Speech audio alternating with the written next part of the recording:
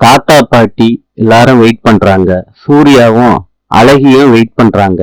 சித்ராதேவி சொல்றாங்க, எவ்வளவுதான் வெயிட் பண்ணாலும் மகா வரப்போறதில்ல. ஐஸ்வர்யா வெளியே இருந்து வீட்டுக்குள்ள வர்றாங்க.